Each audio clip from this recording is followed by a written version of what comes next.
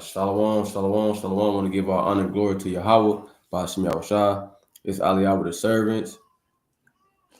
Brother Eli. So we out here, we got current events coming up, right, through the spirit, right? Trump threatens Russia, nuclear deal with Nato, right, and etc. Because you got all hell breaking loose. You got love wax cold by many. So we're gonna get into this thing through the spirit. All right. Come. Give me 1 second, bear with me. So I'll pray to the Most High. Shalom, family. Shalom. It's a lot going on in the world today. You know, you had Trump come out with that kicker. So, you know what I'm saying? We're going to deal with it, right? Through the spirit, we're going to deal with it. All right, so let's go and share this screen real quick. Let me see. All right. So this is the topic at hand, right? You can see that out. Con. All right. So now we're gonna deal with that. All right. So let's read this, right? It says Trump threatens Russia with tariffs while unveiling new Ukraine weapons plan. So you got two things going on at one time, two birds in one stone. You got the president of the United States, Donald Trump, threatening Russia, right? Getting in a war seat, getting in a position where now he want to call shots with Russia and give Russia an ultimatum, and he's threatening them with tariffs, right? And he's also unveiling a new Ukraine weapons plan. And let's see how he doing this plan, right? It says U.S. President Donald Trump has announced the U.S. will send top of the line weapons to Ukraine via NATO countries, while also threatening Russia with severe tariffs if a deal to end the war is not reached within 50 days, right? So now, to some, this might just be a regular old thing, a regular day, right? But to the Israelites that read the Bible, that study the scriptures, that understand the prophecies, man, it's a big deal. You know what I'm saying? It's a big deal. You know what I'm saying? Trump getting bold enough to go out here and make threats to Russia, right?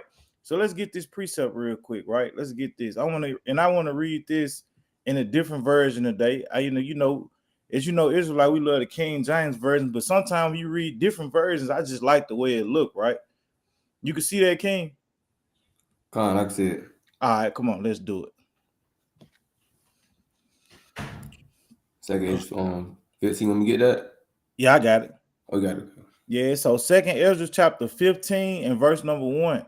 It says, the Lord says, proclaim to my people the prophetic message that I will give you, and then have them written down because they are true and will be fulfilled, right? So the Lord tell us, man, hey, go proclaim this prophecy in the ears of the people, right? Because he said it's true and it will be fulfilled, right? So now let's read this in the regular version, right? Second Ezra 15, right? So it says, behold, give me a second. All right.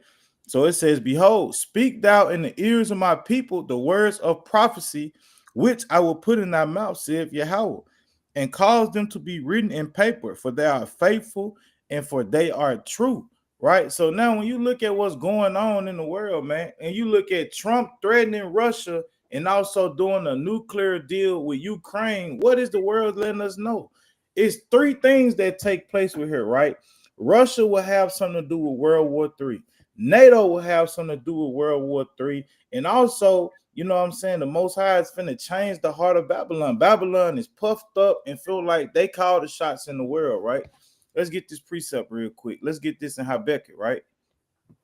This is the book of Habakkuk, chapter 2. Can you see this? Fine. All right, it's the book of Habakkuk, chapter 2, and verse number 1. It says, I will stand upon my watch and set me upon the tower and will watch to see what he will say unto me and what I shall answer when I am reproved. And Yahweh answered me and said, write the vision and make it plain upon tables that he may run that readeth it. For the vision is yet for an appointed time, but at the end it shall speak and not lie. Though it tarry, wait for it, because it will surely come, it will not tarry. So now let's keep reading. Behold, his soul which is lifted up is not upright in him, but the just shall live by faith. So when you think about what the Bible is telling you, it's telling you the spirit that's within Esau is not upright. They proudful, they arrogant, they cocky. You know what I'm saying? They feel like this kingdom over here is gonna last forever, right? And Trump feels like, you know what I'm saying, anything going on in the world, if it ain't got nothing to do with them, they can make it about them. Whatever your business is, that's my business, right? And it says, yea, also because he transgressed by wine, he is a proud man. So why is it saying he's a proud man? Look at what this man is telling Vladimir Putin, right? This man is telling a man whose military is stronger than his. This man got more nuclear weapons than him, that he got 50 days to do what America wants him to do, or it's going to be hell to pay, right? He's telling them, he's giving Russia an ultimatum, like Vladimir Putin's supposed to be scared of this man or something, right? And it says, yea, because he transgressed by wine, he is a proud man, neither keepeth he at home. So why do we say this, right? When you look at America, man, America not worried about what's going on over here in America. Meanwhile, we having race riots, we having all out chaos, right? You having people killing managers. You know what I'm saying? Look at the conditions of our people living and occupying in the ghettos. Trump worried about trying to stop a war between Russia and Ukraine, but he's not trying to stop the wars that's going on in our community. He's not trying to clean up the community to get all the homelessness off the street, the drug war off the street, the crack epidemic, the fentanyl epidemic off the street. But meanwhile, he's focused and concerned about what's going on in Russia and Ukraine, right? And it also says who enlarges his desire as hell and is as death and cannot be satisfied, but gathereth unto him all nations and heapeth unto him all people. So when you think about this damn devil, man, he wants to be involved in everything, man. Anything going on in the world, he want in on it. You know what I'm saying? If people is going to war, he want in on it. He want to give his 2 cents on it and tell you what America thinks you should do. And also what he does is, if you don't do what he tell you to do, is extortion behind it, right? So real quick, and I'm gonna pass it to you. Let me read this real quick, right?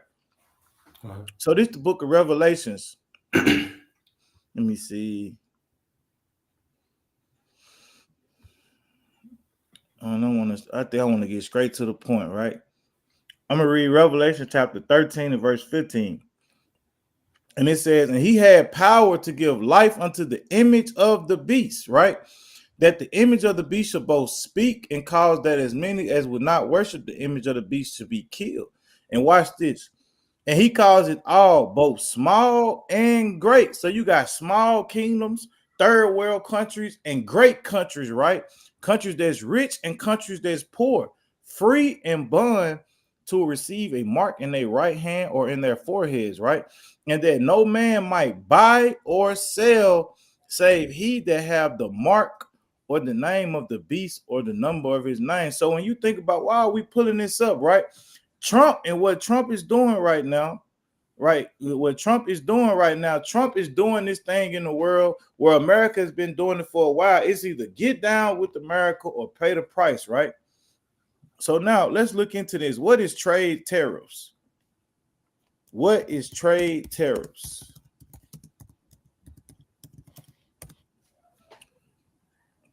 Can you see that, Kate? I see it. All right. So it says custom duties on merchandise imports are called tariffs. Tariffs give a price advantage to locally produced goods over similar goods which are imported, and they raise revenues for governments, right?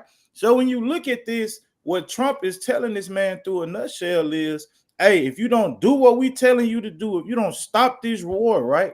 If you don't stop this war that you got going on, you know what I'm saying, with Ukraine, we're gonna put a tariff on you, right? We're gonna put a tariff on you. Got 50 days, you know what I'm saying, to do, you know what I'm saying, what we tell you to do, stop this war with Ukraine or else. You know what I'm saying? And this is what he's telling him. Now he's telling him, we gonna stop your control. We're gonna stop your selling merchandise. You're not gonna be able to sell how you want to sell because we're gonna put tariffs on you if you don't do it. But you can go ahead and bring something out, King. Con. I just want to get a couple precepts just to, look back on what you're saying though. Let me get out the book of Revelation chapter 18 And I'm gonna go to straight to the point where it says 18 and verse 7, right? So it says how much she have glorified herself and lived deliciously, so much torment and sorrow give her, for she hath said in her heart, I sit a queen, and I am no widow, and shall see no sorrow. What verse So is that again, Salaki? I'm gonna put it on huh? the screen. Oh, that was Revelation 18 and 7. All right, I've got it right here. Con. So the Lord, like the brother bringing out, man, Trump is moving in that spirit of being puffed up, right? America, Babylon is in that spirit of being puffed up, prideful, right? They get into this, they get into that, they're raising tariffs, right? They're talking about they're threatening these different nations, right? They're giving missiles to NATO, right? I mean they give and also giving missiles to Ukraine, right? And it says how much she have glorified herself, right, and lived deliciously, right? You see that motto, "Make America Great Again," right? America the Great, right? It says so much torment and sorrow give her, for she saith in her heart, "I sit a queen," and that's what America think. It's sitting on this high pedestal, this big throne, thinking that nobody's gonna knock them down, think that they're threatened by no one in their eyes, right? And it says, "I am no widow and shall see no sorrow," and that's that pride that the Most High put on America, right? And I want to get. What you gonna get one in that one in Isaiah 19? Go ahead. I'm gonna get that as well. Isaiah chapter 19 and Isaiah 19. I'm gonna go to verse number. I can start at verse number. I want to say one for four. When it says they're gonna earn every work, Mm.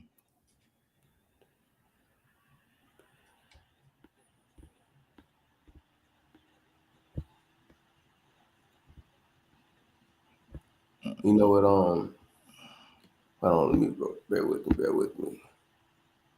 Nah, it's verse 14. Verse 14. I'm gonna get that right there. Verse 14. I'm gonna get that right there. So it says, the Lord have mingled a perverse spirit in the midst thereof, right? And they have caused Egypt to err in every work thereof. So these different decisions, right, that Trump is making, right, the government is making, that NATO is making, all these different decisions, right, is going to cause Egypt to err. Like the brother was just bringing out. You know, Trump worried about all these different nations and all these other nations, but he not worried about what's going on here in America, right? You got different, like I said, you got the Fenty epidemic got going on. You got these different recalls on foods. You got Philly going through hell. They just cleaned up the trash, right? The 911 issue on the 911 thing wasn't even working. So there's a lot going on at home, right? But America, they mind is they drunk, right? And the Lord got them drunk, so they airing it every word, right? They getting involved with Russia and Ukraine, right? That's gonna kick off World War III, right? So it says, and they have caused Egypt to err in every work, as a drunken man staggered in his vomit. So it's the Lord doing these things. When you see all these decisions and things going on, the Lord is forcing the hand of Trump, making him make stupid decisions. That's what it is. A drunk man, when you drunk, you don't have the best judgment. You don't have the best cognitive ability, right? So that's what the Lord doing right now. He's getting these nations, these leaders of America, he's getting them drunk, and they making all these different decisions that's not going to do anything but cause or put forth the destruction of America. But you got it, King. Yeah, bro, that's right. And when you go back to this, right? It says when you think about what's going on, right? It says U.S. President Trump has announced. Let me pull it back up. It says U.S. President Trump has announced the U.S. will send top of the line weapons to Ukraine via NATO countries, while also threatening Russia with severe tariffs if a deal to end the war is not reached within 50 days. So, what you got to ask yourself is, why is Trump and Amalek? Why? I'm just gonna take their name straight from. I'm gonna give you their original name. Why is Esau so persistent on trying to end all these wars and threaten these countries that if they don't stop these wars, they're gonna tariff them, right? They're gonna try to stop production to go, they're gonna stop them from being able to make money, right? Because when you think about what's going on, they are trying to stop prophecy. They are trying to stop prophecy. So anytime certain nations are going to war with each other, right? They're bombing each other. They finna invade each other. Or if countries are trying to merge together, this devil becomes angry because why? You pushing against the agenda that they're trying to bring out, right? So let me read this, right? This the book of matter of fact, let me get another one real quick. Give me a second. Give me the book of Psalms, chapter 49. Because this is the problem with Esau, right?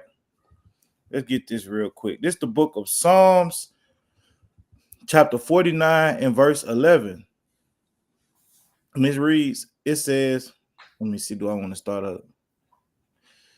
It says, their inward thought is that their houses shall continue forever, and their dwelling places to all generations, and they're called their lands after their own names. So even though a lot of times, right, we use this precept to show you how the Edomites, the devil that the Bible speaks of, they conquer lands and they name the lands after themselves, right? But also on the contrary side of that, right?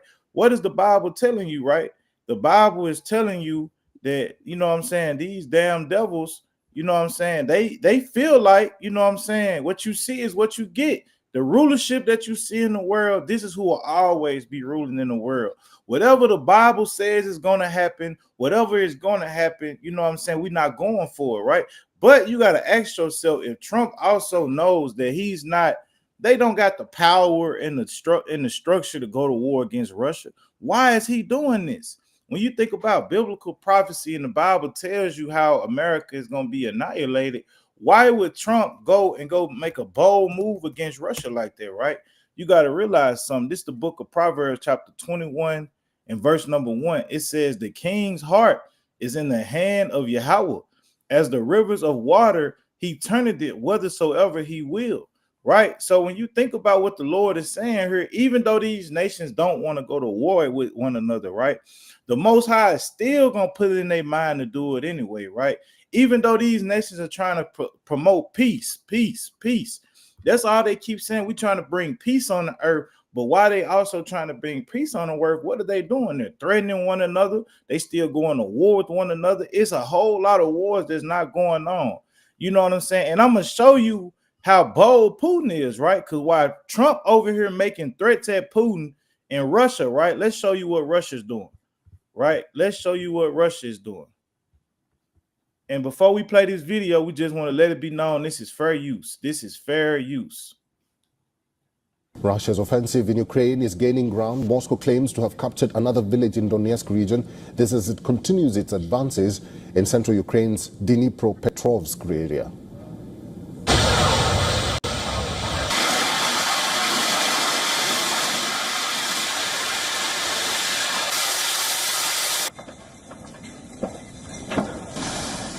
This is what Moscow Russia has is captured doing, another village in west of Donetsk region, the village of Mirnie, which Russia referred to by its Soviet-era name, Karl Marx. Now marks another line breached in Moscow's push deep into Ukrainian defenses. Ukraine says Russia launched more than 620 missiles and drones overnight on Saturday, targeting multiple cities from the east to the west, killing at least 6 people and injuring dozens more. And as you can see this real quick, right? It said, it just popped on the screen and said, what? What did it just say, man? God. All eyes on Trump's announcement Monday. And meanwhile, look what Russia is putting into the eyes of the people, man. They out there unleashing missile after missile after missile, and whatever they goal they got in mind, man, they are making sure that they're going to accurately do it, right? So now, before we go back to this, right, it says, look at the title at the end of it. It says Russia pierces Ukraine's defenses, right? And so now you got to ask yourself, the way they persisting on this, right? And you know what I'm saying? I'm gonna try to find the clip earlier that I found where Trump was speaking about it, right? Trump, he comes out his mouth and tell you, right? Because the news will tell you one thing, right? Like, oh, they dropping missiles, not too many people have died, but you got a couple of injuries. Trump comes out his mouth today when he's making this announcement, right, and tells the people what, man, y'all really don't know. There's been thousands on thousands of lives being lost between the Russian and Ukrainian war. This is why we have to stop this, because why? Vladimir Putin is on a mission, and the alliances with him is on a mission, right? So let me get this precept real quick. This is the book of Second Ezra, chapter 15, and we're gonna start at verse number 14. And it says, "Woe to the world and them that dwell therein, for the sword and their destruction draweth nigh, and one people shall stand up to fight against another, and swords in hand." This is what Trump is trying to stop, man. Trump is trying to stop these swords from being in the hands of these nations, and World War III brewing into a full effect to where you got missiles and guns and drone strikes going to and fro throughout all the four corners of the earth. You know what I'm saying? It says, "For there should be sedition among men and invading one another." So even though when you go back over here, right? Let's go back to this tab, right? When you look here, right, when it just showed us how far, you know what I'm saying? When it showed you the areas between Russia, the distance between Russia and Ukraine, right? This is still men invading one another. Look at it. When you look at this, right, this is showing you Russia is right here and Ukraine is right here, and these people are invading one another with swords. So when you look at what the Lord is telling you, this is Bible prophecy, right? It says, for there shall be sedition among men and invading one another. They should not regard their kings nor princes, in the course of their actions shall stand in their power. So if you don't got enough power to stop what Russia's got going, man, you're not finna stop what this man is doing. You know what I'm saying? To be honest, Putin been the boogeyman in the world for a while. Everybody know what's going on with Putin. You know what I'm saying? When it come to Russia and Putin, everybody already know that's the big bad wolf. But now, why is Trump having to jump out the window now? Because you got that Article 5 they supposed to follow. You know what I'm saying? So let me read this again in a different version real quick, and I'm gonna pass it to you, King. Come. All right, so now it says this second Ezra 15:14 in the GNT. And the reason why I'm shifting from translation to translation is to show y'all how in different translation you might not understand what these words is saying in the KJV. And that we ain't gonna say dumb it down, but we're gonna make it lesser and easier to understand, right? So this second Ezra 15:14 in the Good News translation, it says the world and the people in it are doomed. You know what I'm saying? This is what the Lord has for Esau, and this is why Trump, you know what I'm saying, is out here pushing peace, peace, peace, peace, peace. We got to stop this war. We got to stop that war, because the Lord has prophesied that this world, this kingdom, and the heathen that are living in this kingdom are doomed. It says the war that will bring their destruction is very near. Nations will arm themselves in a fight against other nations, right? That's why you got Ukraine and Russia. You got Iran and Israel. You got Palestine and Israel. You know what I'm saying? You got many other wars. They got wars going on in Syria right now. There's a whole lot of wars that's not being published or publicized in the world right now, right? And look also what it says. It says there will be great political turmoil with one group trying to overpower another and gain control. What group is that? You know what I'm saying? You got to ask yourself that, right? What group is trying to gain political power over another group, right? Let's see. You know what I'm saying? Let's see. You know what I'm saying? Give me 1 second. Let me show you this real quick. Come on. Fire precept though. Go ahead. No, I'm just saying fire precept. Oh, okay. Come. Let me see. Let me figure out find this article.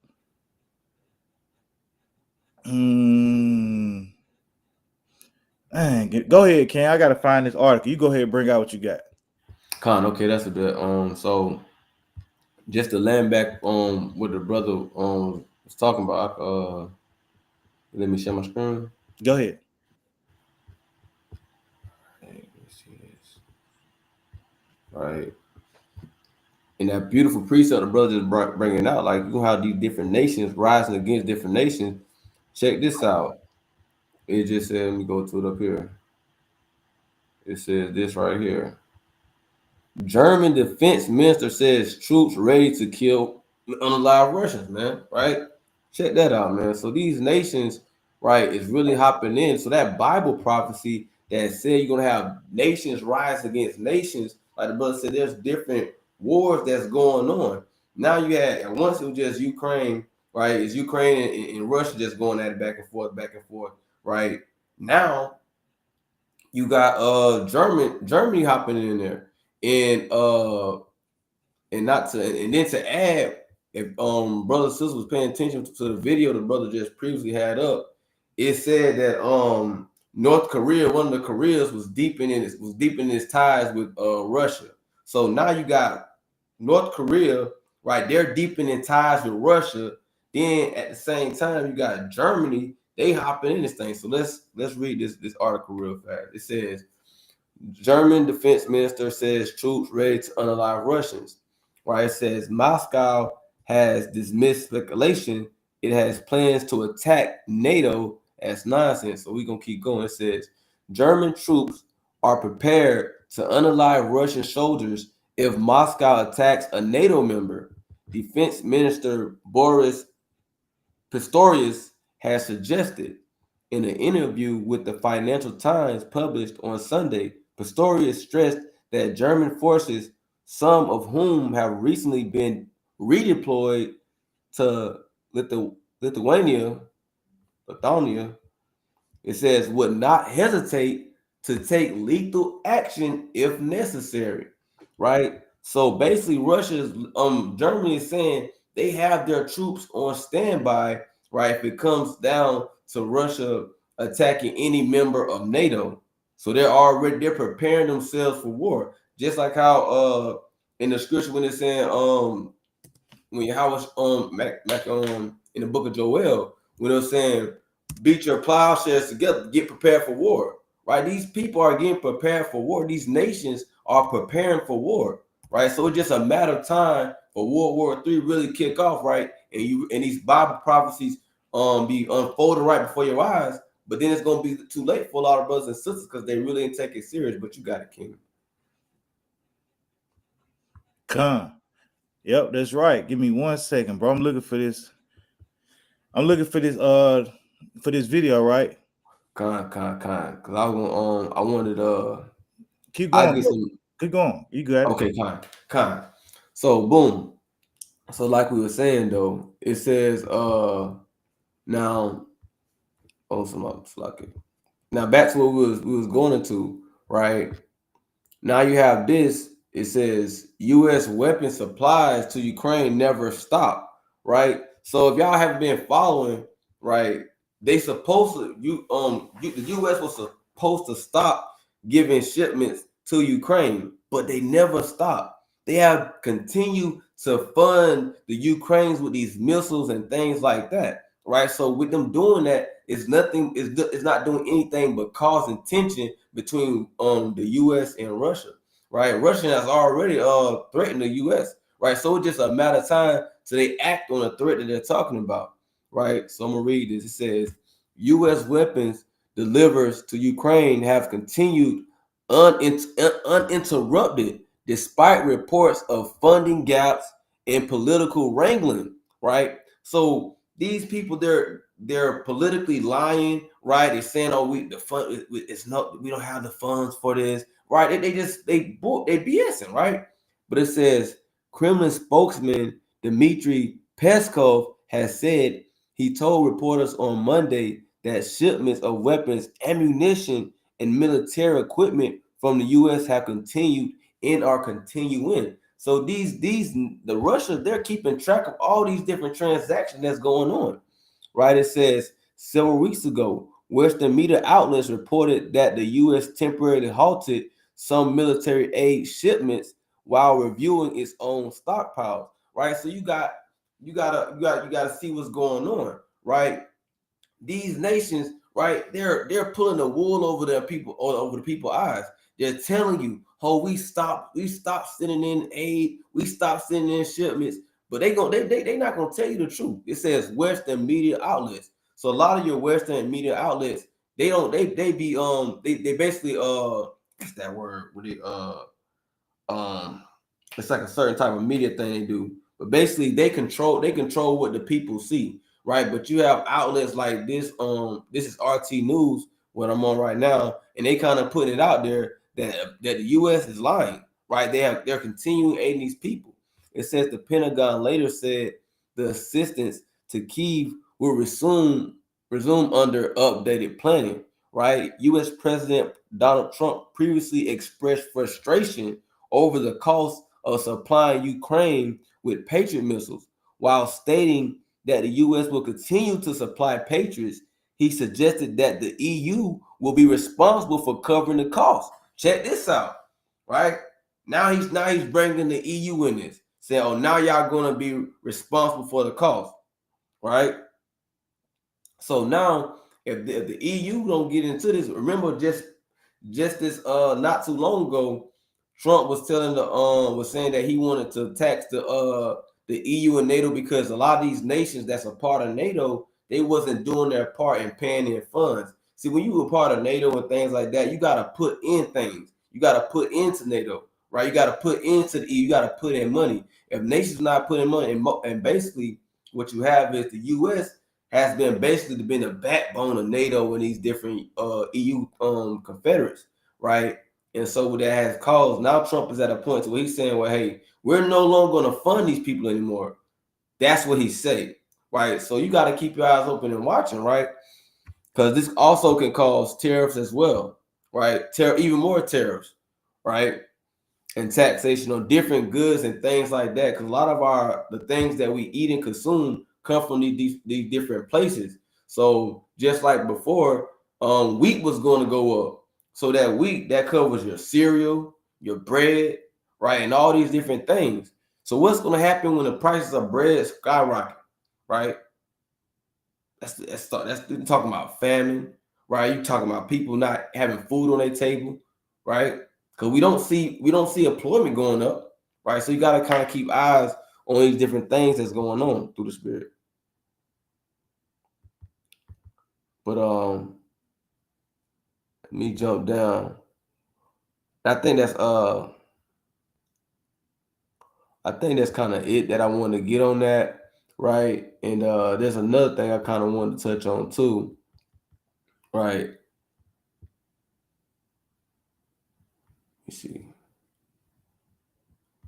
me see if I can find that thing that I was looking for. Let me go back. So yeah, this RT News. Let me go back.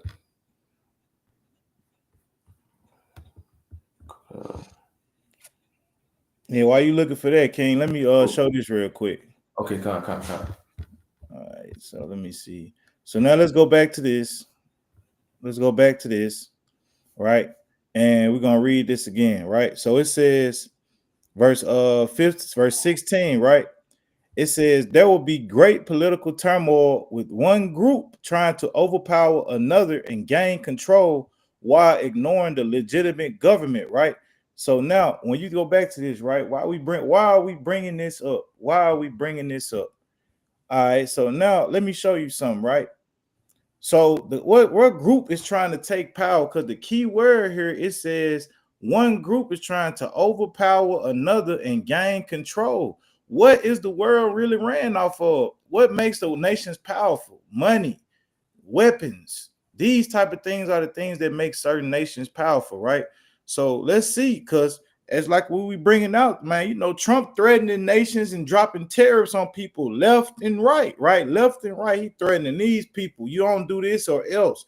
Do this or else. So Trump what is he really trying to protect, right? So not only is he trying to stop war from breaking out throughout the world, right? What else is he trying to do, right? Let's read this. It says, as Trump threatens BRICS, it grows stronger, resisting U.S. dollar and Western imperialism, right? And let's read. It says, Donald Trump threatened tariffs on BRICS, claiming the group is dead, but it is growing in size and influence. 10 members and 10 partners participated in a summit in Brazil discussing de-dollarization, trade, and investment in local currencies and how to create a more multipolar global order. So what are these people trying to do, right? What are these nations trying to do? What they trying to do is they trying to take power away from America, because what they see is America is like a spoiled child, bro. It's either gonna be my way or the highway, right? So you know how Trump just came out and said that, you know what I'm saying, BRICS is dead, right? He said it ended right when he came in office. Let's watch this clip real quick and let's see what Trump had to say after he heard about this this summit in Brazil, right? And this is fair use. This is fair use. BRICS was set up to degenerate our dollar and take our dollar as the standard, take it off as the standard. And that's okay if they want to play that game, but I can play that game too. So anybody that's in BRICS is getting a 10% charge. Is that immediate? So listen to what this man just said, right? This is a president coming out his mouth talking about, oh, it's okay if you want to play that game, we can play that game too. And it's like, you got to think about, are these people thinking about their government for real?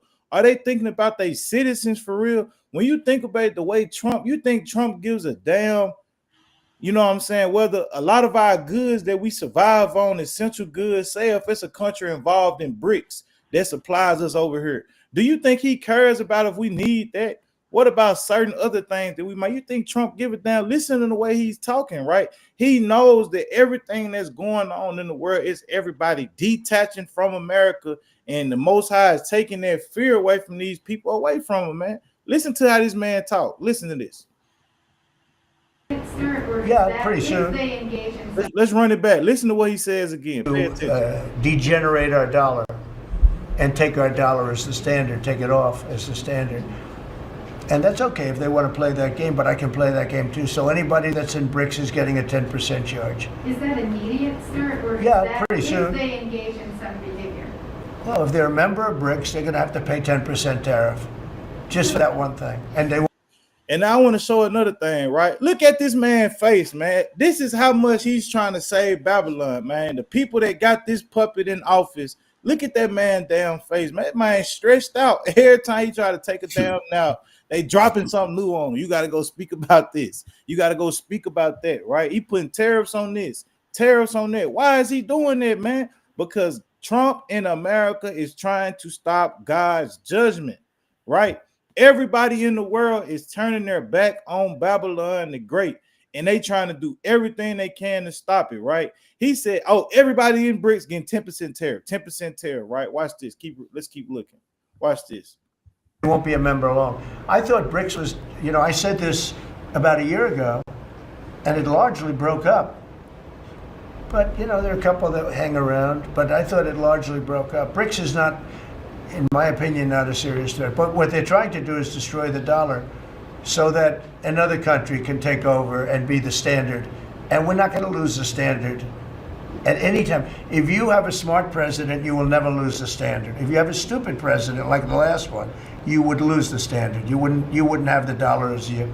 And if we lost the world standard dollar, that would be like losing a war, a major world war. We would not be the same country any longer. We're not going to let that happen. The dollar, you ever hear the expression, dollar is king? The dollar is king. We're going to keep it that way, okay? So now, listen to what that man just told y'all right there. That man said that the dollar is king. If we lose the dollar, the value of the dollar, we lose the war. He said this country will never be the same, right? So now, let's open up. Let's go back to the Bible. Let's go back to the Bible, right? Because now we got to pull out some precepts, right? So now we got to see, is this Bible prophecy for this to happen, right? Because you got to ask yourself, how is the wars going to kick off? How is the NATO going to portray? How is NATO going to portray, America? How is America going to end up getting deeply invested in the war, right? So now let's go to the Bible, right? You know what I'm saying? Because the Israelites been telling y'all for years and years and years that famine is coming to America, right? Y'all laugh us to scorn. Nobody don't want to hear it, right? So now let's get this right. Give me 1 second. Bear with me. Give me 1 second. All right. It'd be Satan, man. Every time you get to cooking, your computer want to mess up a little bit. God. Hold on. Give me that. Let me see. Damn. All right, there we go. Let me back. We back. All right, so let's read this again. It says, there will be great political turmoil with one group trying to overpower another and gain control. What group is trying to overpower another? So when you think about it, right, why is the American dollar so important?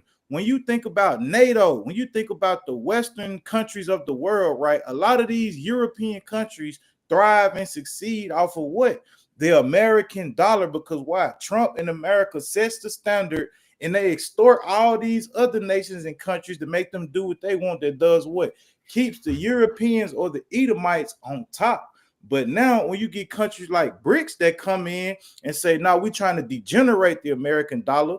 You got Brazil on the other side of that. And a lot of people, this is another thing I want to bring out, right? So you got two different type of people in Brazil. I just want y'all to know that, because, you know, some people might look at that and say Brazil. So you got Israel, you got an Israelite country, you know what I'm saying, who's in the race with BRICS. How can they be Israelites when they got to say so? The people that you see ruling Brazil is not Israelites. Those are Portugal damn Edomites.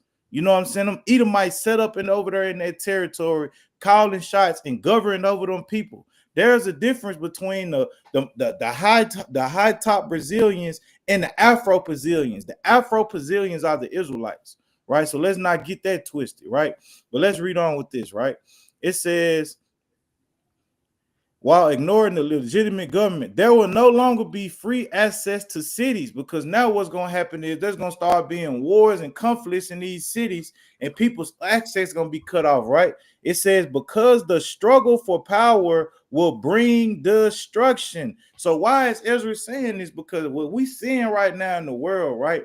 BRICS is extending up more. Russia is bombing Ukraine. And like what Aliyah just said, you got North Korea linking up with Russia, China linking up with Russia, Iran linking up with Russia. These are Bible prophecies, and these are things that was designed to happen. And guess what's starting to happen now? America is starting to struggle to keep their power. So now them struggling to keep their power, they're going to start struggling to protect the damn Amalekites. You know what I'm saying? The European Union gonna start going down, because now they're gonna start seeing like, hey, we getting dragged along further and further into BS, right? So it says it's gonna bring destruction, it's gonna bring terror and total confusion wherever people live. Watch this, driven by famine and terrible suffering. And guess this is where civil war gonna come in on this side of the world. People will assault their neighbors and mercilessly plunder their possessions. And why they gonna do that? Because when you look in the world now, guess what? If BRICS hits, right, and let's say they do degenerate the American dollar, what would that do to the citizens in America? Ask yourself that question. If BRICS went into play and the dollar got degenerated, what would that do? What will, hold on, let me look it up for you. What will happen if the American dollar collapses? All right, let's read this.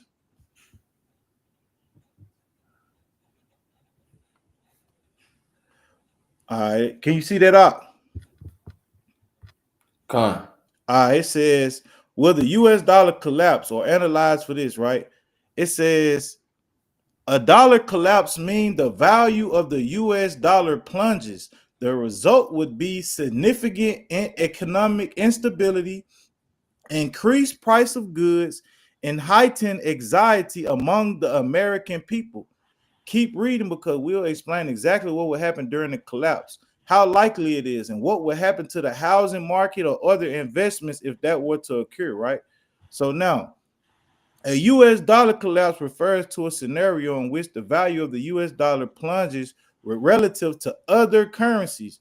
This devaluation can lead to severe inflation, making everyday goods and services far more expensive for American consumers.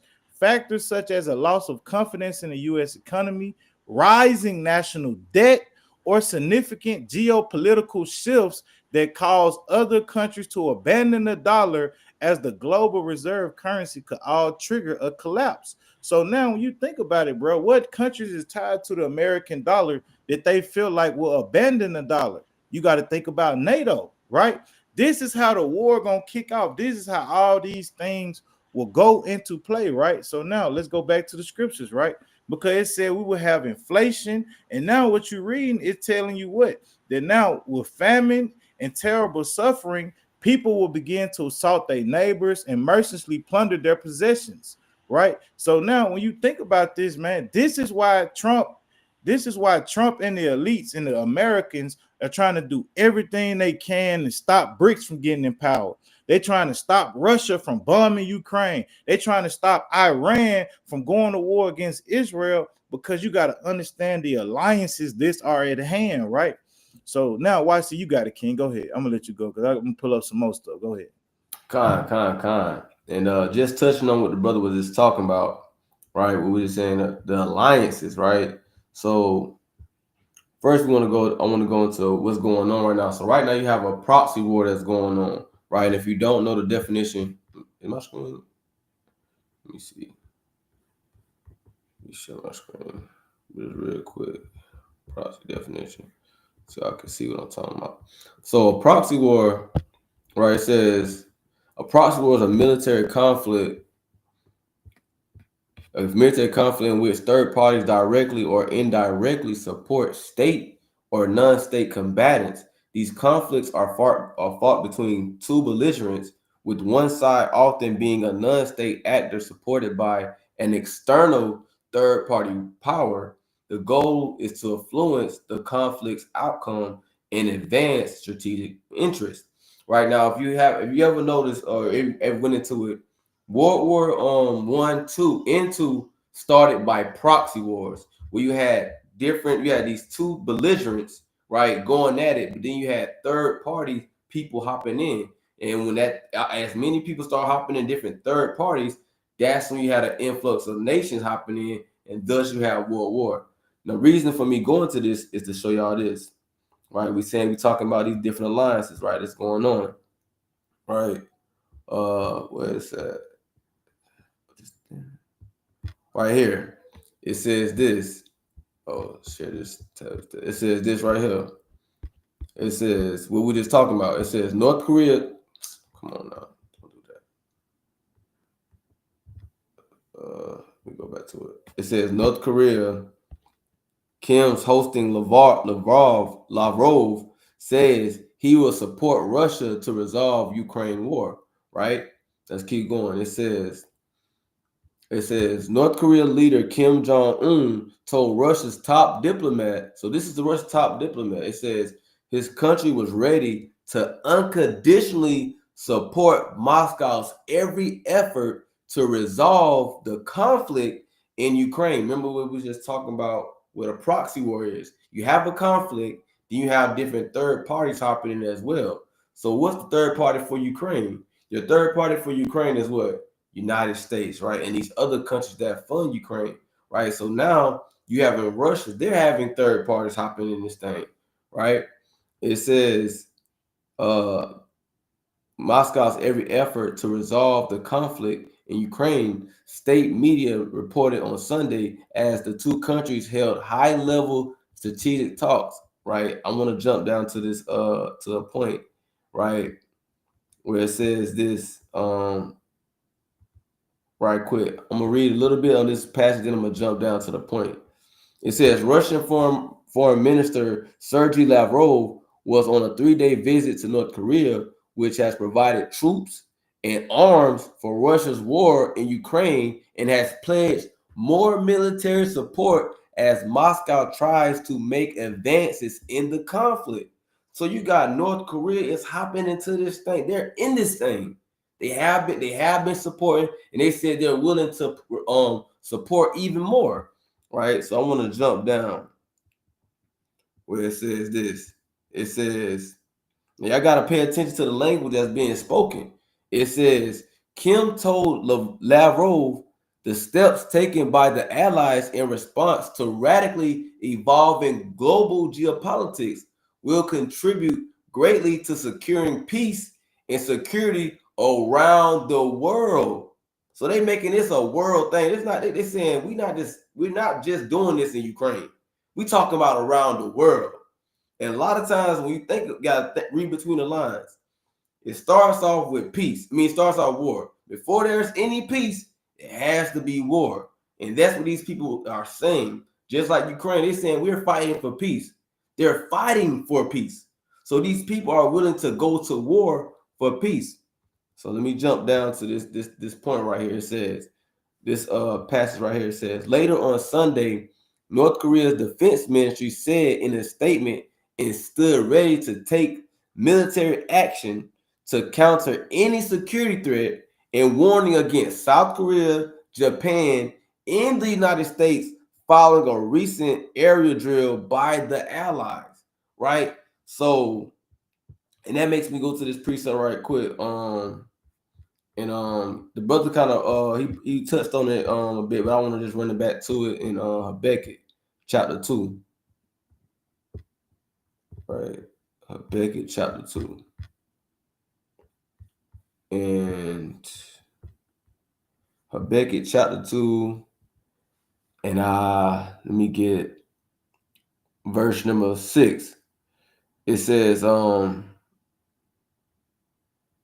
I'm gonna start at verse. I'm gonna get straight to the point in verse 7. It says, shall they not rise up suddenly that shall bite thee, right? And awake that shall vex thee, and thou shalt be for booties unto them. So there's gonna come a time where these allies of Japan, like I said, they're willingly to say, they say America want to get into this, and we'll attack America too. So the Bible prophesies that there are going to be some nations that's going to suddenly come up and bite America. That means attack America, damage America. It says, awake that shall vex thee, and thou shalt be for booties unto them. Booties mean spoiled, right? So America is going to become a spoil to these other nations, right? It says, because thou hast spoiled many nations, right? And America has done that. When you go into the whole thing, look at the war in Iraq, right? The Cold War, the Vietnam War. The list goes on, right? It says, thou hast spoiled many nations. All the remnant of the people shall spoil thee, because of men's blood, and for violence of the land and of the city of all that dwell therein. So because of the things, the many atrocities and the blood that's on the hands of America, Lord said these nations, and they're going to come up and they're going to spoil this place, right? But you got it, King.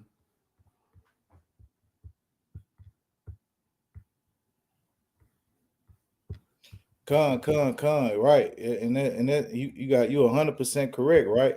So now let's get on the other portion of this, right? Let's get on the other portion of this, because also on the other side of this, right? We said NATO makes a deal with Trump, right? NATO makes deal for Ukraine, right? NATO and Trump deal on weapons, right? So why is this a big deal to us, right? Because when you read the Bible, right? When you read the Bible, it tells you, and let me get this precept real quick in Revelations, right? Let me get Revelation chapter 17, right? So now watch this. Let me see. Can you see it, King? Let me share the screen. Salaki. All right, let me show y'all this, man. Watch this. All right, so it says, let me see.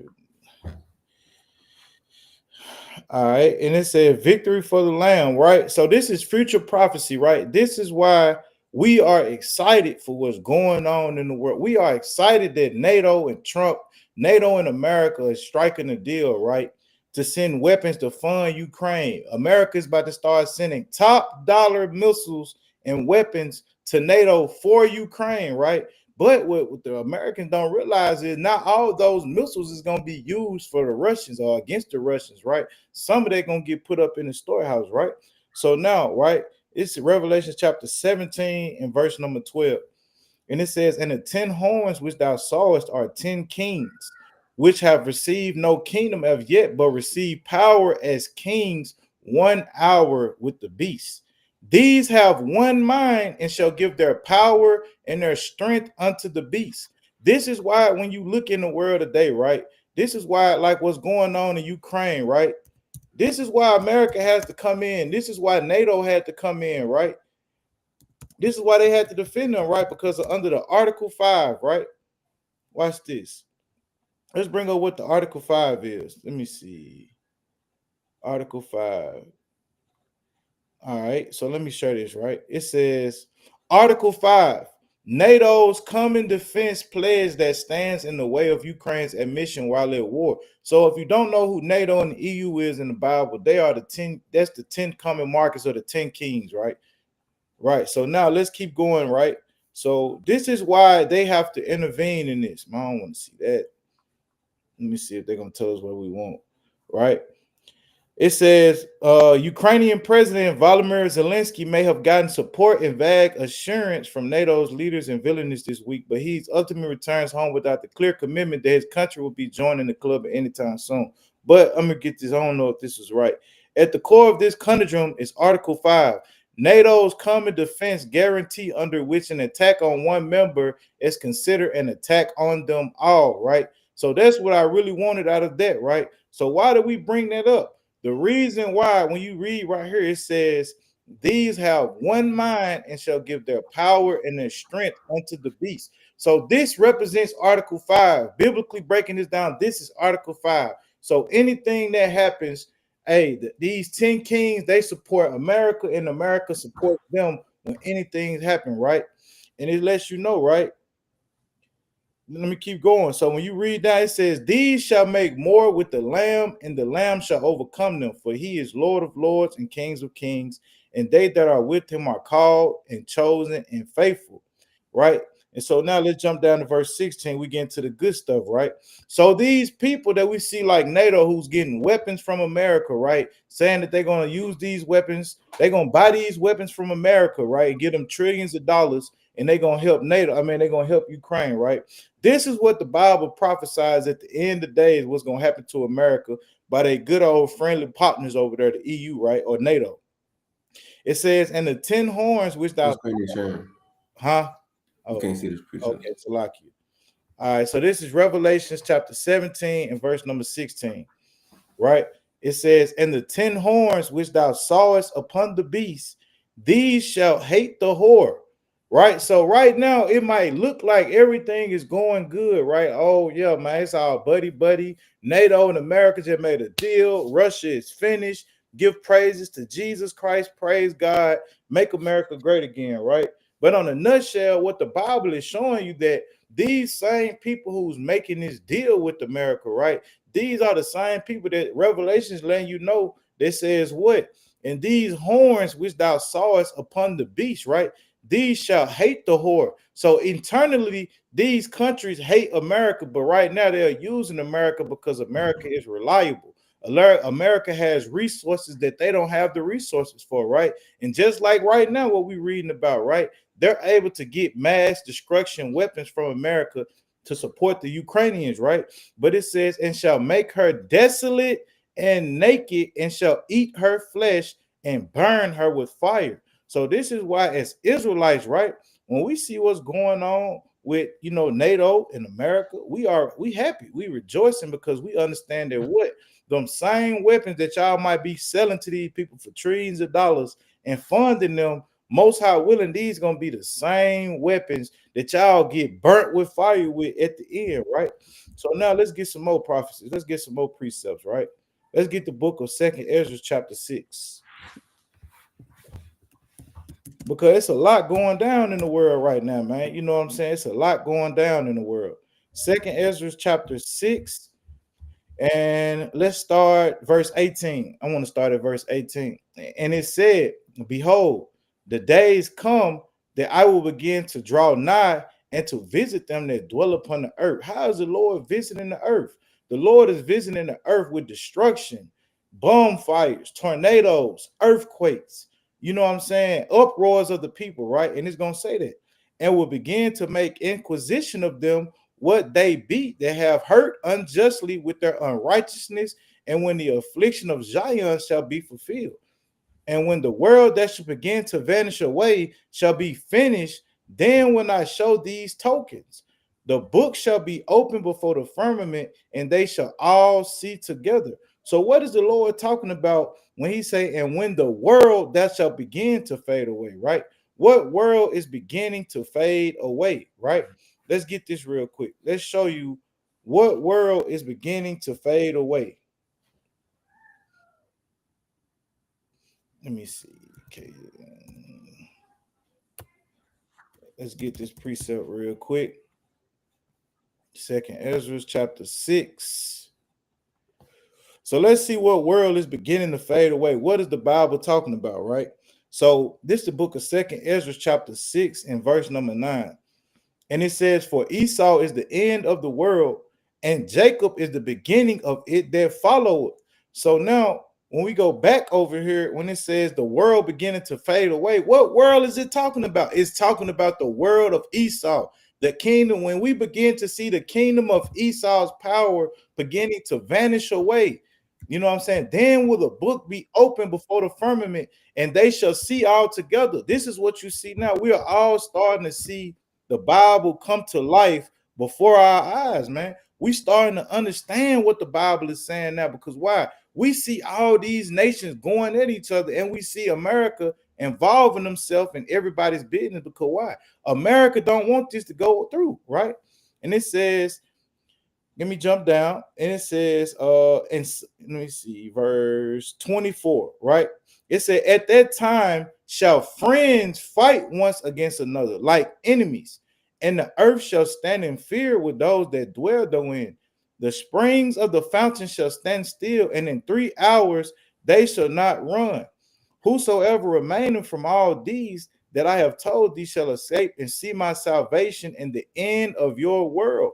Right? So who is he talking about? He's talking about the elect right there. He's talking about the Israelites. We're gonna begin to see drastic things in the last days, right? We're gonna see drastic. We're gonna see wars going. We're gonna see nations going against each other, because at one point we will be led to believe that America, NATO, the EU, these people like this. They got an Article 5. You mess with one, you mess with the other, right?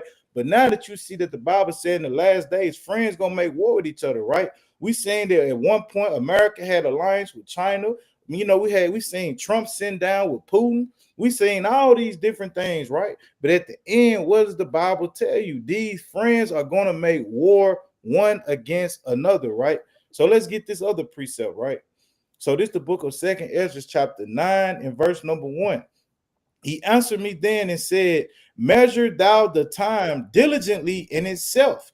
And when thou seest part of the signs past, which I have told thee, then thou shalt understand that it is the very same time wherein the highest will begin to visit the world which he made. Therefore, when there shall be seen earthquakes and uproars of the people in the world, then thou shalt well understand that the Most High spake of these things from the days that were before thee, even from the beginning, right?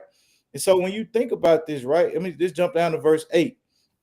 It says, let me start at verse 7. And everyone that shall be saved and shall be able to escape by his works and by faith whereby ye have believed shall be preserved from the said perils and shall see my salvation in my land and within my borders. For I have sanctified Salakia, shall be preserved from the said perils and shall see my salvation in my land within my borders. For I have sanctified them for me from the beginning, right? So, you know what I'm saying? When you think about everything that we seeing, right? When we think about NATO getting missiles for Ukraine, this war is not going to stop, right? And when you read in the Bible, right? Let's get this real quick, and I'm going to pass it to you, Kay. In Jeremiah chapter 50, I'm going to use this one, man. When you look at Jeremiah chapter 50, right? The Bible kind of gives you the clues that, you know what I'm saying, all these countries like BRICS, you know what I'm saying, that's going on, all these countries, the Bible is showing you through so many ways that these countries are going to link together to destroy and annihilate America, right? Babylon the Great. And NATO is going to detach themselves from this, because guess what? NATO is going to see the power that's going to overcome America, and they're going to move out the way because they're not going to want to be destroyed, and America going to backdoor them, right? So this is the book of Jeremiah chapter 50 and verse number 1. The word that the Lord spake against Babylon and against the land of the Chaldeans by Jeremiah the prophet. It says, declare ye among the nations and publish, and set up a standard and publish, and conceal not. Say, Babylon is taken, Baal is confounded, right? The false god over here is being confounded, right? Because now you got the Israelites telling you that image of Caesar Borgia is not our Lord and King Yahushua, but that's a white damn devil, you know what I'm saying, who's Pope Alexander the Sixth son.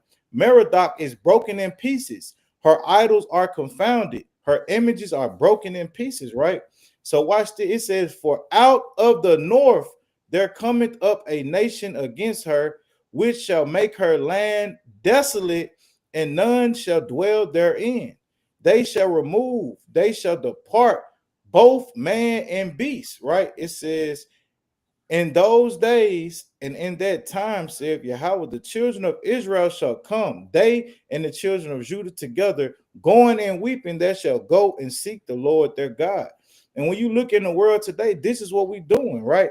We're coming and seeking the Lord our God. How is that saying? It's saying now in the last days. When you read that verse, right, it says, in those days and in that time, when the Lord is going to rise up a northern kingdom, which not talking about the northern kingdom of Israel, it's talking about the northern countries, which is Russia, North Korea, Iran, all them countries over there. He said he's going to bring those countries to get ready to wipe out America. That in this same time, you will have the northern kingdom of Israel and the southern kingdom of Israel seeking their God. We seeking the Most High. We coming back to who we are as Israelites. We praying and sending curses up on our enemies, the heathen, right? And at the same time, you know what I'm saying? In verse 5, it says, they shall ask the way to Zion. How are we asking the way to Zion? By reading and searching through the scriptures. We discovering how we going to make it back home. How can we make it back home, right? And also what I want to pin out with this verse is, right? Then what you see in this verse, it told you the northern army. It's just not talking about Russia right here, right? So I'm going to get one more, King, and I'm going to pass it to you, right? So when you go to the book of Ezekiel, right? Ezekiel chapter 38, right? Let's look at this, right? Because I want to show you some. A lot of time, if you don't study certain things like the alliances with nations, you don't study geopolitics, and you don't watch different articles and news sources and hear about nations clicking up with nations. When you read the Bible, you won't understand why the Bible is mentioning certain nations with certain nations, right? And it says, this is the book of Ezekiel, chapter 38, and we're going to start in verse 1. It says, and the word of the Lord came unto me, saying, Son of man, set thy face against Gog, the land of Magog, the chief prince of Meshach and Tubal, and prophesy against it, right? And we all know through the Spirit, this is talking about Russia on a deeper level, right? And say, thus saith the Lord Yahweh, behold, I am against thee, O God, the chief prince of Meshach and Tubal, right? And it says, I will turn thee back and put hooks into thy jaws, and I will bring thee forth in all thine army, horses and horsemen, all of them clothed with all sorts of armor, even a great company with buckler and shields, all of them handling swords. Persia. When you read this, right? Who is this talking about right here when they say Persia? It's talking about the Iranians, right? Ethiopia. You got the Ethiopians and Libya with them, all of them with shield and helmet, right? And Gomer and all his bands, the house of Torgamah of the north quarters and all his bands. It's talking about Turkey, Iran. It's talking about all these different countries, right? It says, be thou prepared and prepare for thyself, thou and all thy company that are assembled unto thee, and be thou a guard unto them, right? So now when you think about what the Lord is saying is going to happen in the end days, right? Once we make it back to our land, it's prophesied that Russia, with a group of people that's going to be with them, right? Like it said, the company of people that are assembled with them, they're going to try to make war on Israel. But why is this a big deal now? Because while we reading this, we seeing that the Bible is even telling you that in the last day, Russia is going to have an alliance with a certain group of people on the earth, and these nations is going to merge their armies together. This is what we're showing you right now, right? This is why when you go back and look at the nations that are associated under BRICS, these countries that we see right here, these countries are associated under BRICS. Right? So, man, keep that in mind. The countries that the Bible is saying is going to destroy America, these are the same countries that you see making alliances and pacts with each other today. Mighty point. And just to land back what he's saying, though, like how these nations, right, is going to rise up against Babylon, America. I'm going to go back to the chapter that he was just in, Jeremiah 50. And and I'm gonna go to verse 14. You're gonna I'm gonna share my screen. Jeremiah 15, verse 14. Right. When we go to Jeremiah 15, verse 14, it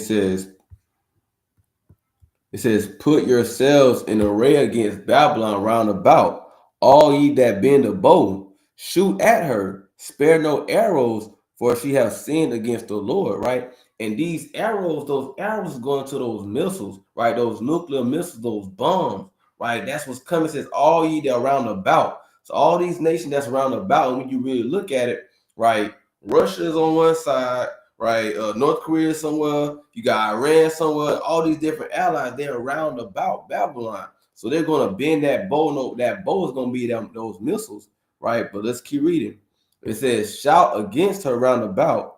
She have given her hand. Her foundations are falling. So the foundations of America is falling. And we're seeing right now, like what we're just going into, you got the economic foundation as a country. It has many different foundations. You got economic foundations, you got military foundation, you got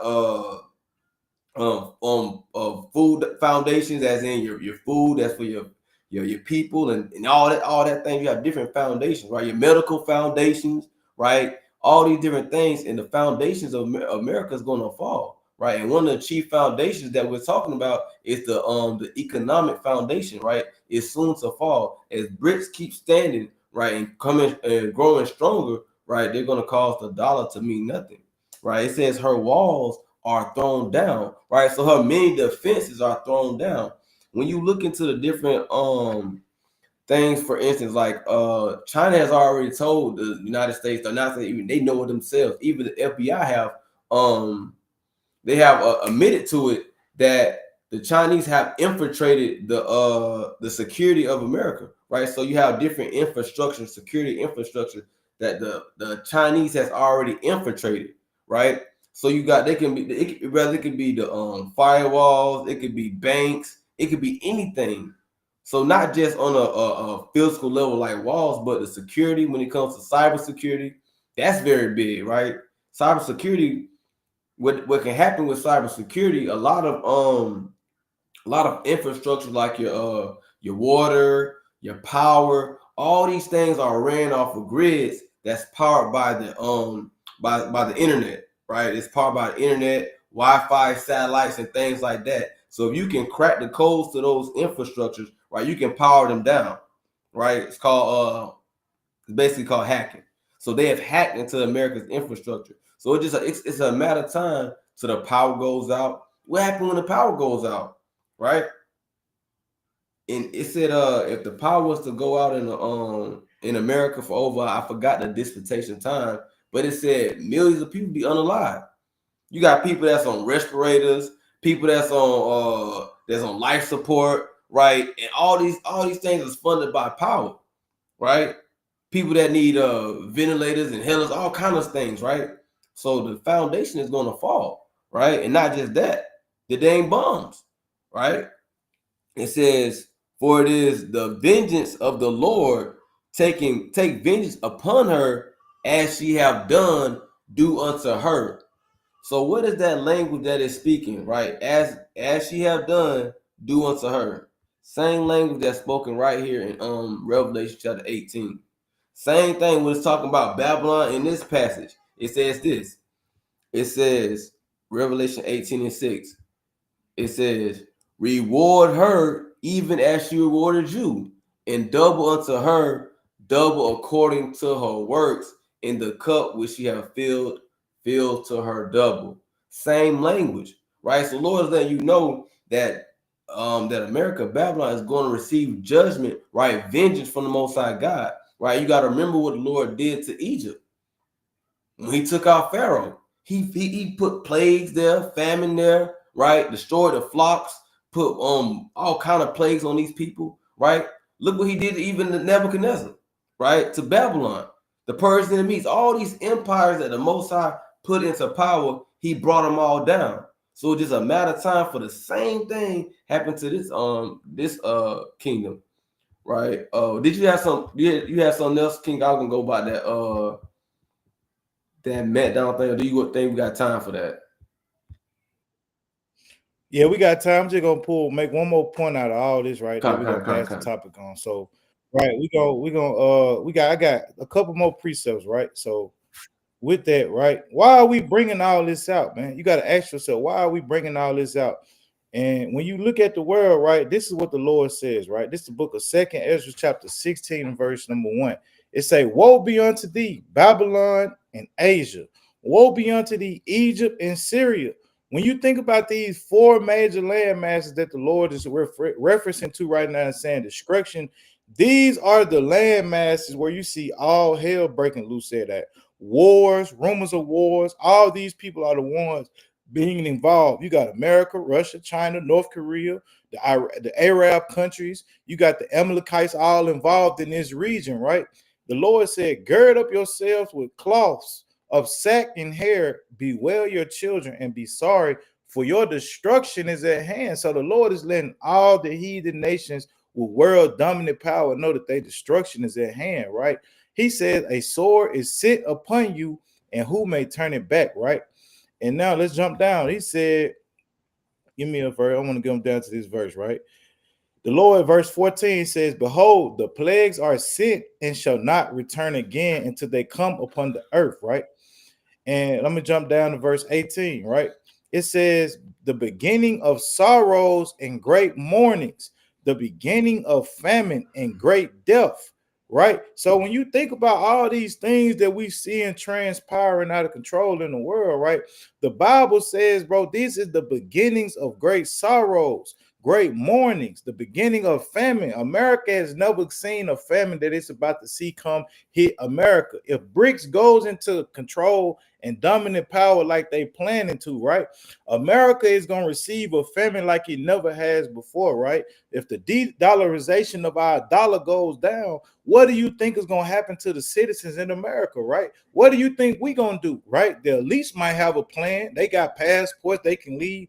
But as the Israelites, the minorities on the earth, what are we going to do when these things begin to happen, right? It says this will be the beginning of wars, and the power shall stand in fear, the beginning of evils. What shall I do when these evils shall come?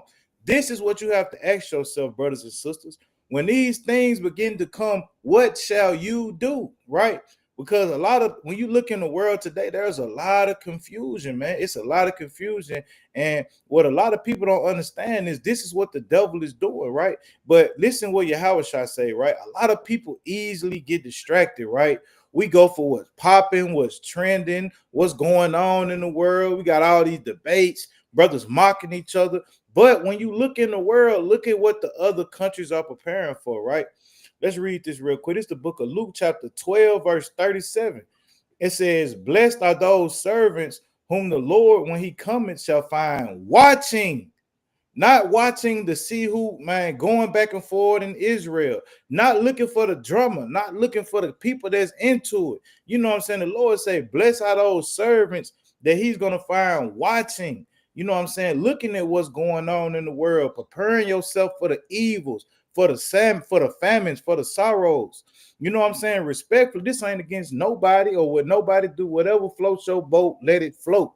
But you know what I'm saying? To the innocent, to the ignorant minds, don't focus on the folly of debates on topic. What you know is what you know. Learn what you know and prepare yourself for the things that's coming to Babylon, man. Prepare yourself to watch and get your spirit right that you may be called and delivered when those days come, right?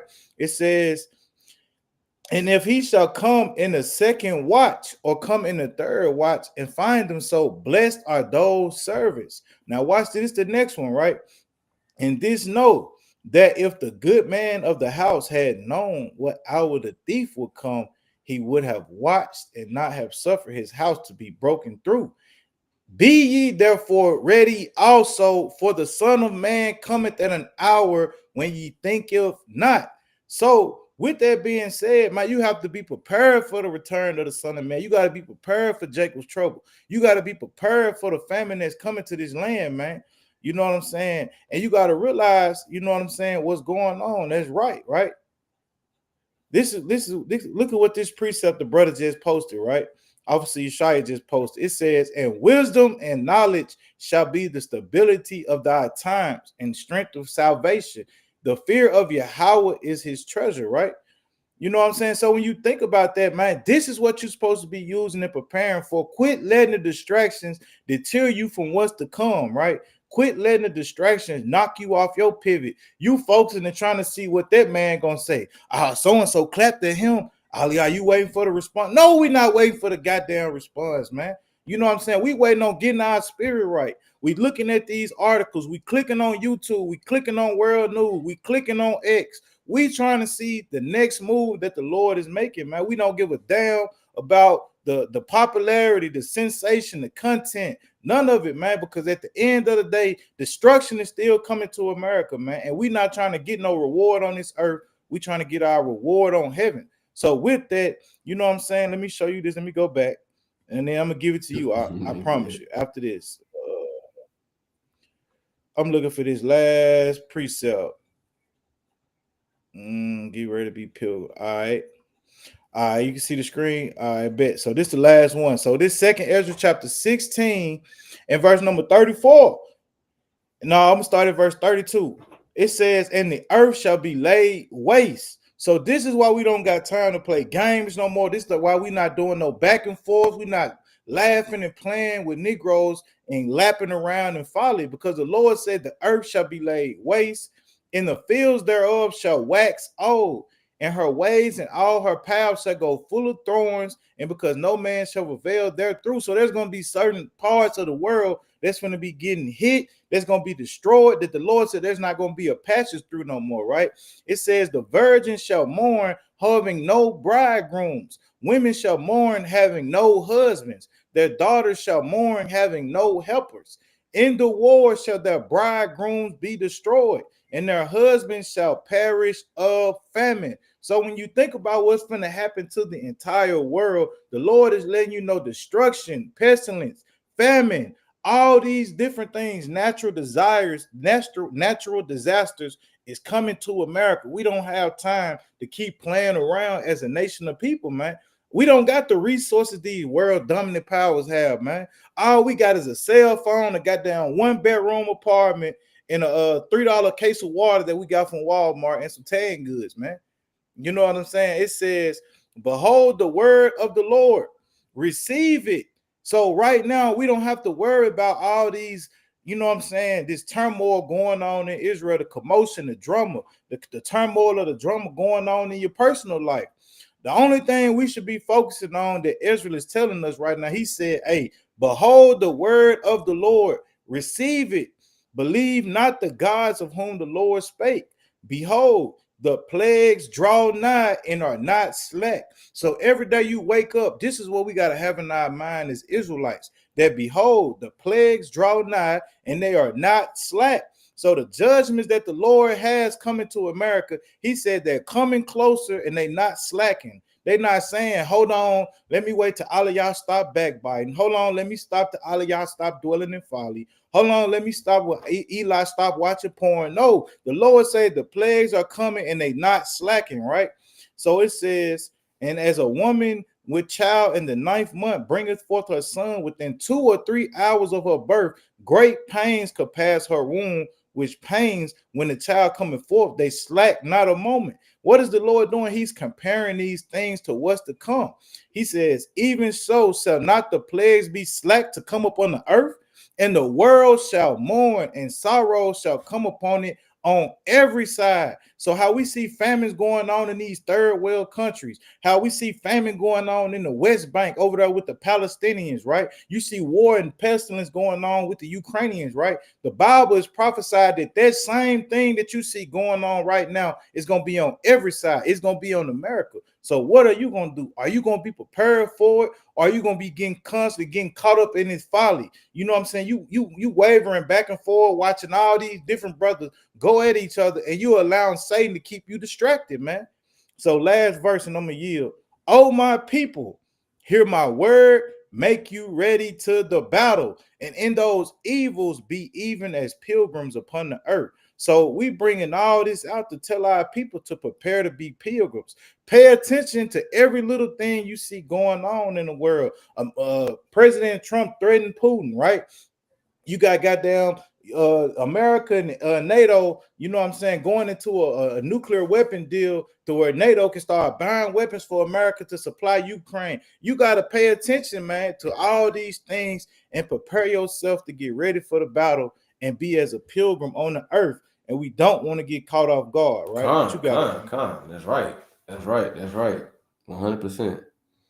Right. So, like the brother said, we don't want to get caught off guard.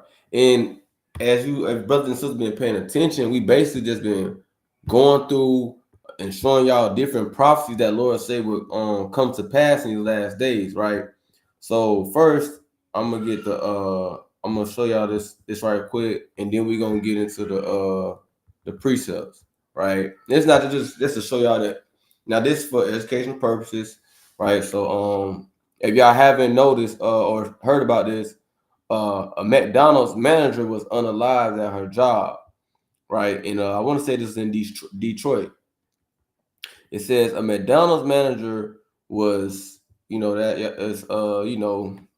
done up with a knife to the point that where she's not alive anymore at work by an employee after an argument at a Detroit area restaurant on Thursday. Police have said the victim has been named as Jennifer Harris, a 36-year-old mother of 6 who had worked at the East Point McDonald's on 9 Mile in Schroeder Avenue for 15 years. Right, home, you jump down. It says Harris had asked the employee to leave following an argument between the pair. Police said the employee went home but then returned with a kitchen knife and did what she did with the knife. Harris multiple times shortly before 8 a.m., police said. The 26-year-old suspect tried to run out the restaurant after the attack, but a customer with the gun fired a warning shot and retained the suspect, police added. Right. So the witness, I'm gonna jump with the witness said, and this you can see that the sister had demons on her. We're gonna go to the video, right? Again, it's gonna be for educational purposes. Right, fair use is coming up soon. Right, said she started with a knife, and I ran for help and basically asked everybody like help or whatever. The witness said, I tried to stop her. It was no stopping her. She did what she did with a knife everywhere to her. Right?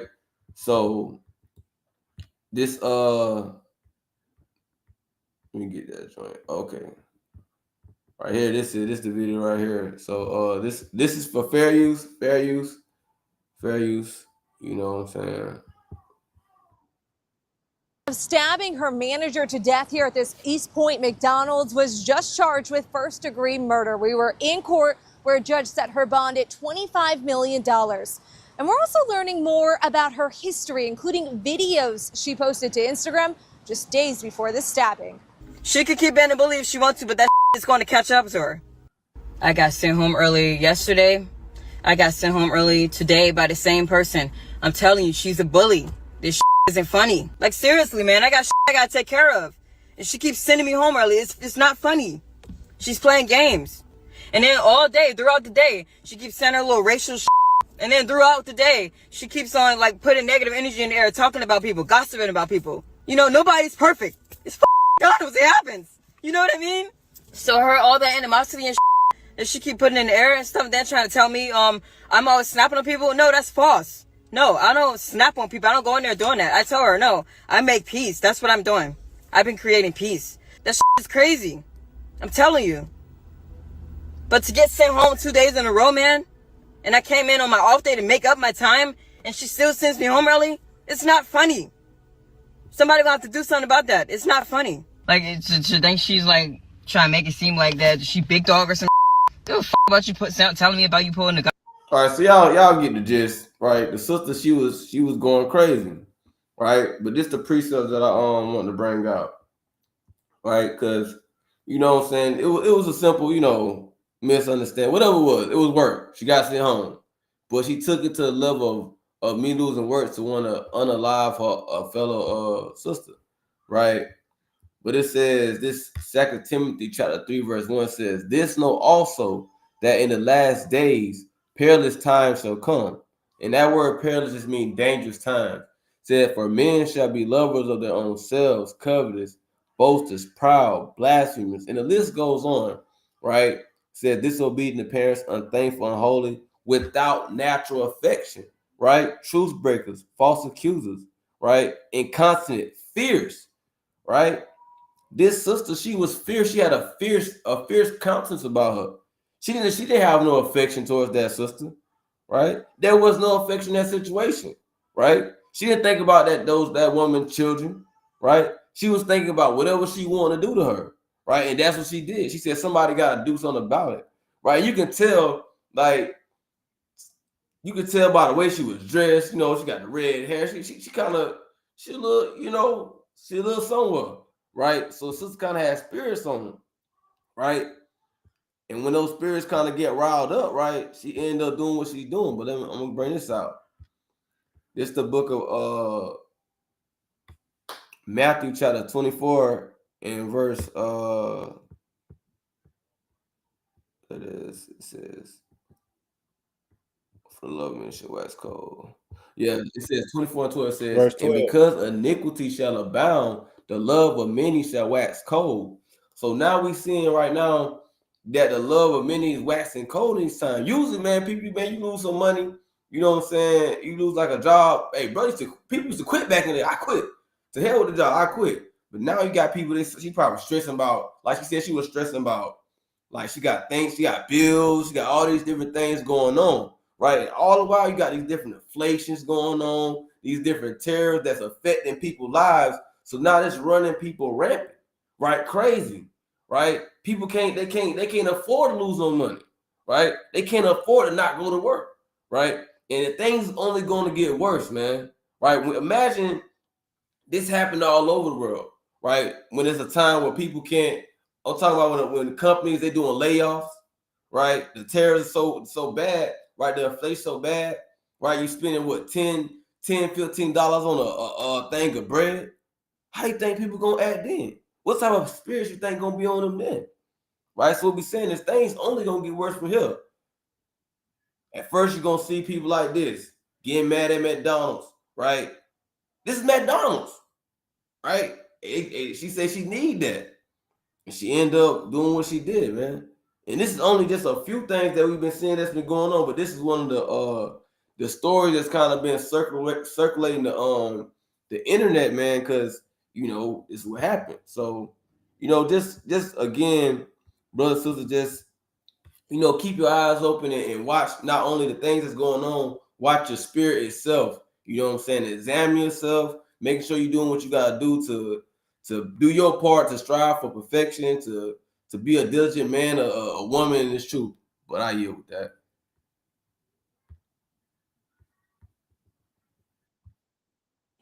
And what you realize, what you have to understand is what is the root of this, right? What is the root of our people going and to do something wild to that extreme, right? And this all goes back until, what I'm saying, what the Most High done to us, right? Let me get this precept real quick. Let me get this in Deuteronomy 28, right? And we're finna get ready to wind it down. But let me show you something real quick, right? This is the book of Deuteronomy, chapter 28, and verse number 24. Share this tab. And it says, "And the Lord shall scatter thee among all people from the one end of the earth, even unto the other. And there thou shalt serve other gods, which thou nor thy fathers have known, even wood and stone." So what is equivalent to this, right? So when you think about this, right, when we knew who our Lord and Savior was, right, you knew that God looked like us, right? The Most High looked like us. His Son looked like us. His angels looked like us. We had a different type of respect for ourselves and love for ourselves because we knew that we was God's chosen people at certain times in history, right? For the most part, right? But once you take the image of God away from us, right, this is what happens, right? This Deuteronomy chapter 28 and verse number 54. It said, and this is one of the major curses besides us losing our connection with God and have to serving our oppressor's God, right? It says, so that the man that is tender and delicate among you, and very delicate, his eye shall be evil toward his brother, and toward the wife of his bosom, and toward the remnant of his children, which he shall leave. Right. And not only will the men's eye begin to be evil, but the women's eye will be evil as well. Right. That was read, that was quoted in masculine talk, but it's talking about man and woman eyes will be evil when it comes to our brother and our sister. Right.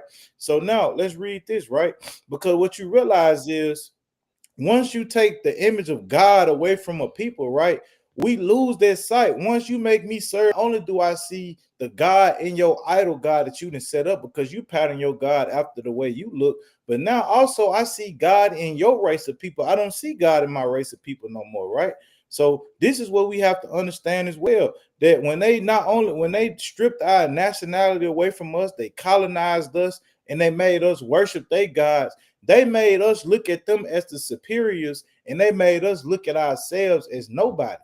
This is why we'll be quick to murder each other, send each other home. You know what I'm saying? Because at the end of the day, we don't know the hateful motive that the other sister had against her as well, at the job. You know what I'm saying? She probably was being targeted, right? But this is the root of us, what? Not seeing the love of God in one another, right? Let's read this. This is the book of Hosea, chapter 3.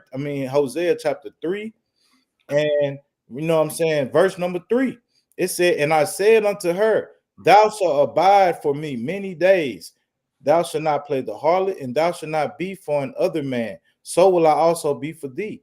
For the children of Israel shall abide many days without a king, without a prince, without a sacrifice, and without an image, and without an ephod, and without an cherubim. So when you look at that, our people have not had an image in America. We don't have an identity in America. We in America was taught that God didn't look like us. So the majority of our people, when you look at them, we don't see God in each other. We only see niggas. We only see darkness and evil towards each other, right? So now let me wind this down to why I'm saying this, right?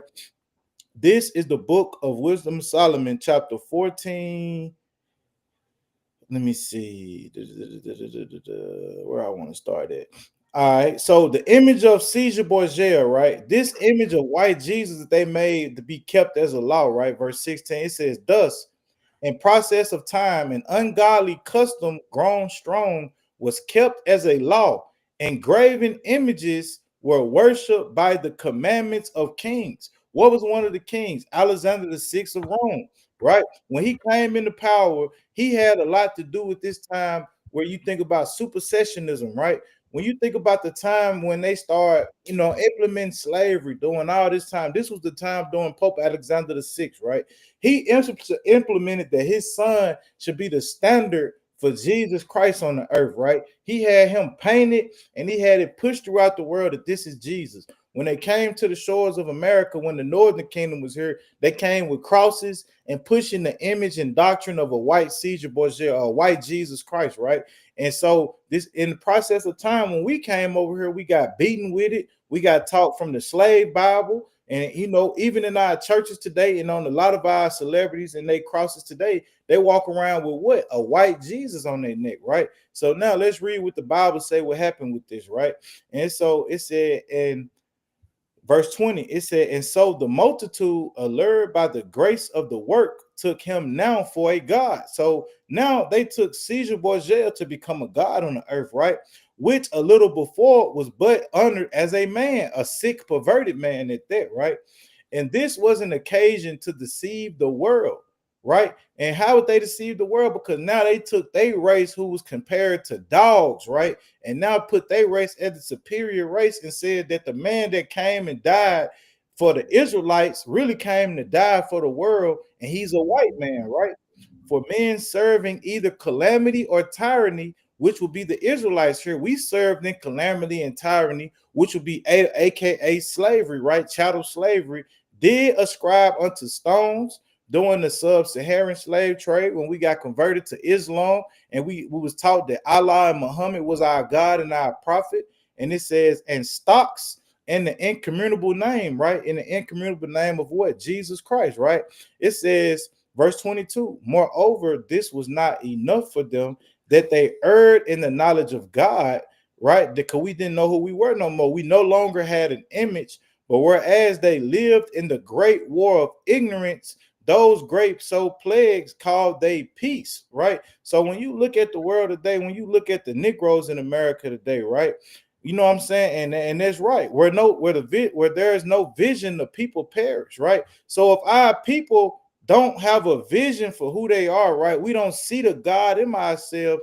We will continue to kill ourselves and subjugate ourselves to what? The ways of our oppressors, right? So now let's show you a couple of the effects that come with this and why this sister would even have the motive to go and, you know what I'm saying, unalive somebody and get the poking, right?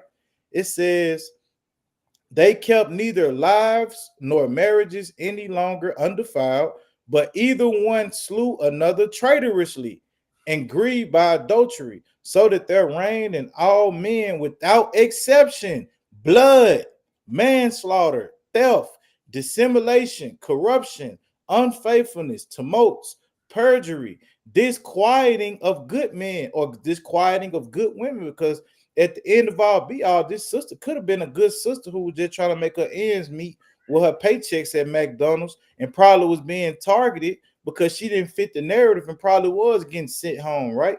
And it says forgetfulness of good turns, defiling of souls, changing of kind, disorder in marriages, adultery, and shameless uncleanness. So now when you look at this, right, all these things have an effect on our people and plague our communities because why? We don't see God in ourselves. We don't see that God looks like us. So when you don't see God in yourself, you don't have a vision for yourself as a people, or you don't have an image or an identity or a root that you can go back to. You only do what? Relate to what you see in your environment, relate to what you see growing up. The white people are the superiors and we the minorities. Well, since we ain't nothing, we gonna treat each other like we ain't nothing. So if I kill a nigga, ain't nothing to it. You know what I'm saying? I'm gonna get some street cred. But this is why the Lord say we have to go out into the highways and hedges and compel our people back to the marriage, back to the covenant, right? So you got something else, King? Locking, you got it. All right. So yeah, so this is why we do what we got to do, right? So you know what I'm saying? We're gonna pull this last scripture that I always love to pull, and most high willing, you know what I'm saying? Man, we take heed to this thing, man. We get our minds right. You know what I'm saying? We stop wasting time in folly and, you know what I'm saying, going to and fro, doing all type of folly and mischief, man. You know what I'm saying? It's the book of Revelations chapter 3 and verse number 1. It says, write this letter to the angel of the church in Sardis. This is the message from the one who has the sevenfold spirit. And the one that has the sevenfold spirit is Yahushua, right? Of God and the seven stars. He says, I know all the things you do, right? So when you think about what Yahushua is saying here, right? He is saying he know all the things that we do every single day. When you wake up, he knows your routine. If you sending up prayers, if you meditating on the word, or if you watching twerk videos, or you know what I'm saying, you interacting and looking for the drama in the world, right? You know what I'm saying? Let's keep reading. He says, and that you have a reputation for being alive. So what is Yahushua saying to me and you, brothers and sisters? He's saying that I know that some of you have a reputation like you alive. You got the scriptures dwelling inside of you, right? And to the masses, you being looked at as a righteous Israelite, right? Oh, that brother on fire, that sister on fire. But what did Yahushua say after that? He said, but you are dead, because eternally you know the wicked things that you do on a day-to-day basis, right? So he said you need to wake up, strengthen what little remains, right? Strengthen the little areas where you weak at, right? For even what is left is almost dead. Because why? I find that your actions do not meet the requirements of my God, right? Mm-hmm. So what should we do as Israelites in these last days, seeing all these things coming to the world? Jesus Christ, Yahushua, you know what I'm saying, is telling us to go back to what you heard and believed at first. Go back to the humble state when you first heard you was an Israelite. How you quickly repented, how you gave up smoking, how you put fringes on, how you took the pants off and put dresses on, right? While you cut off the wicked in the world, you quit smoking drugs, you quit smoking cigarettes, you quit watching porn, right? And he said, repent and turn to me again, right? If you don't wake up out of this slumber or this complicit spirit that you done hopped in, because in the last days, you got a lot of brothers and a lot of sisters who is letting the flesh win. They starting to give up the fight. They starting to be idle. They starting to be lax. You know what I'm saying? If you a brother or you a sister in the last days who not doing it your all, you not giving it your all, you know what I'm saying? You're not really going hard. You're not taking every single day you can to bond with your brothers and sisters in this truth. You're not sitting here trying to sit there and watch prophecies, put basic precepts out. You're not trying to keep the Sabbath day. You're not trying to keep the new moon. You barely going to camp. The Lord said he going to come up on you like a thief in the night and he going to destroy you, man. You know what I'm saying? So it's like, this is the time where you got to come up out your sleep, get out of your emotions, get out of your feelings, magnify the name of the Lord, and prepare yourself to go out here and fight for your nation, right? So he says, go back to what you heard and believed at first, hold to it firmly, repent, turn to me again. If you don't wake up, I will come to you suddenly as an unexpected thief, right? And I'm going to read this last thing, verse 5. It say, all who are victorious will be clothed in white. I will never erase their names from the book of life, but I will announce before my Father and his angels that they are mine. So let's make sure that we live in our life for Yahweh Ba'ashem Yahweh Shai, and that we putting on for Yahweh Ba'ashem Yahweh Shai, so that at the end days and at the last time, Yahweh Shai will go before the Father and say, hey, you see that brother right there? You see that sister right there? That's mine right there. They belong to me. When I come back, they coming with me, right? So with that, man, we pray that this was edifying for you. We pray brothers and sisters got something from it. Continue to watch, observe the times. Most High willing, we're going to go into more history for y'all. You know what I'm saying? We're going to, make the Bible as simple as we can for the brothers and sisters who might not know. And we're going to most High willing keep, you know what I'm saying, pushing this gospel. You see our stuff down there. We got the Facebook. We got Cash App. Hey, donate if you can. Help us push this truth. We got more unity camps coming with brothers and sisters. We got tabernacles coming pretty soon. If you're trying to fellowship with us, anything you want to do, hey, man, tap in with us, man. Let's build and gather together as a nation not desired until the day of judgment come, man. And with that, we pray that the rest of y'all week be blessed. This your brother Eli.